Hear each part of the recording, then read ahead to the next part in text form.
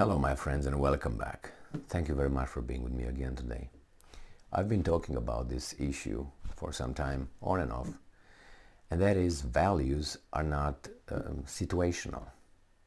You don't use your values here, but here in the other circumstance you close an eye, you bend it a little bit. You can't do this.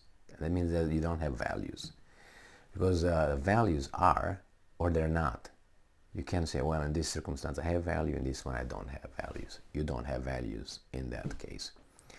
So this is what is shown to us by these so-called leaders that we have, where they tell us that we should get hurt a little bit because we have values and we have to fight Russia and evil Putin and all that.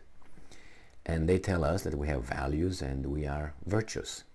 And we're virtuous if we help Ukraine to destroy those guys. And we, because we are virtuous and we have values, we impose sanctions and price caps or price cap on Russian oil. Now, the problem is you impose or you don't impose. If you impose but you allow a little bit of ways around it, it's like a situational value. It's like, for instance, you see a rapist and he's in the act, right?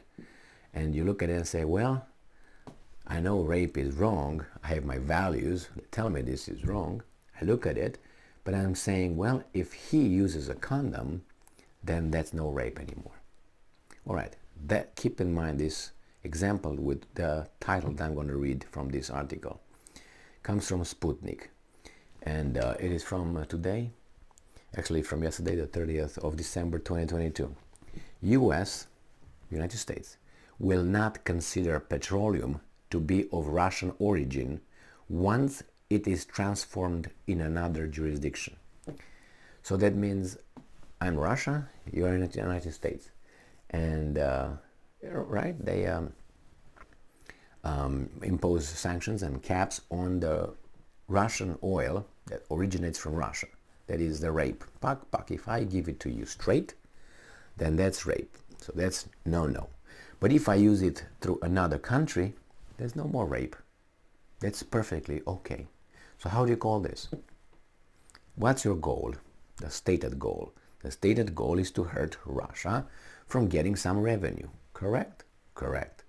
Well, how do you do this if you just make them do deals with someone else and then someone else is going to sell it to you? Put a middleman. That means most likely you will have the oil sold to you from Russian origin, which is still Russian origin, if you know what I mean. It's still this guy raping that person with a condom. It's still a rape, you know what I mean? Penetration and all that. So they will get with a middleman, the whole thing is going to be more expensive. If you get it directly from the source, as always, you know, from the provider, from the whatever, producer, that's always, or should be in general, less expensive than if you have more and more middlemen. Because the middleman has to make a profit just by taking it, does something a little bit here, gives it here, but the other one, and the price goes up. So let's see what these guys are saying. Russian petroleum products will no longer be considered to be of Russian origin and subject to the price cap once they are transformed in another jurisdiction. The U.S. Treasury announced on Friday. You tell me. Do you think the United States could not have thought of that differently? Like saying anything that originates from Russia is not allowed to come here higher than the price cap or whatever, you know? And that's it. If it originated from Russia, we don't care who produced it, who, you know, did this or who did that. But no, they just let this door open. Do you think they did that because they just forgot, they just missed it? No, they purposely did it. And then we're still virtuous. We still have values.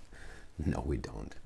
And I'm quoting, once Russian petroleum products or Russian oil are substantially transformed, subjected to any of the refining processes listed below, in a jurisdiction other than the Russian Federation, they are no longer considered to be Russian Federation origin, right? Be of Russian Federation origin, and thus the price cap no longer applies.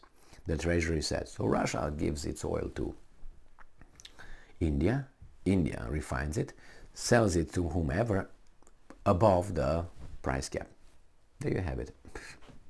Okay, that's a weasel move, isn't it? The Treasury also said it does not consider blending operations like gasoline or crude blending to be substantial transformation for the purpose of the crude oil determination. They will find a way. They left this little detail out, but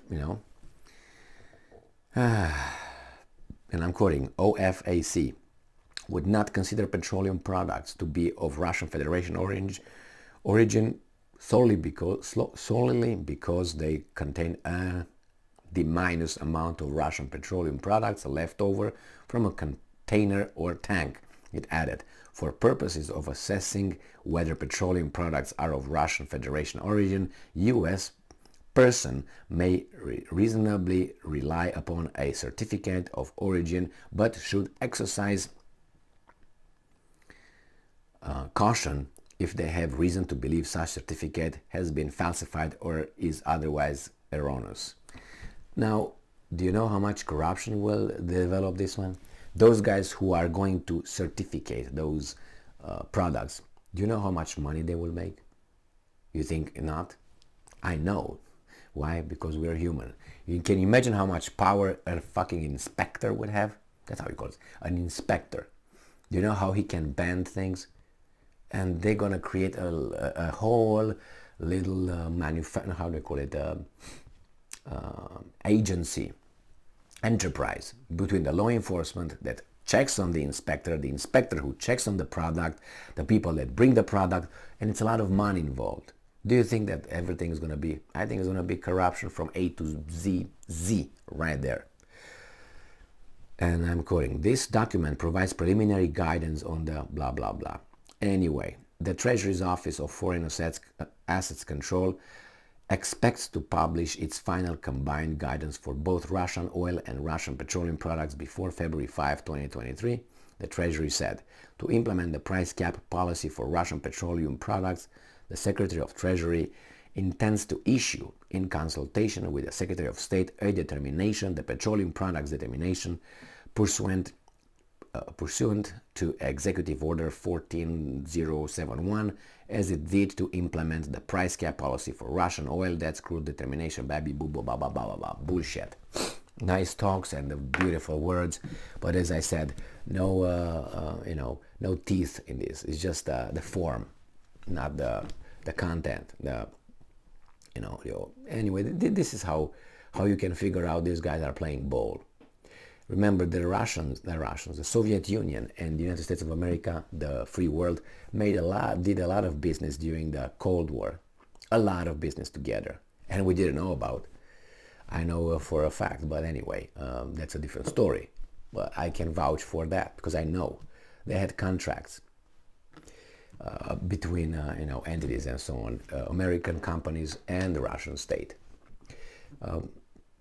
Just look into that contract that was made between, it was Khrushchev, I think it was Khrushchev, with Coca-Cola and vodka. Just look into that. I think it was Coca-Cola, not Pepsi, or Pepsi and it was Coca-Cola or Pepsi. I think it was Coca-Cola and vodka, and see how they trade that. And it was very funny. Not. It was just a determination between two guys. That's all. They say, well, we're going to do it. Well, we'll do it. So this is it, my friends. They have value. We are very virtuous, and we hurt Russia. But in the meantime, you and I get really by this policy. Or maybe not. Thank you very much for being with me again today. Stay strong, stay smart, look for the truth, and be just.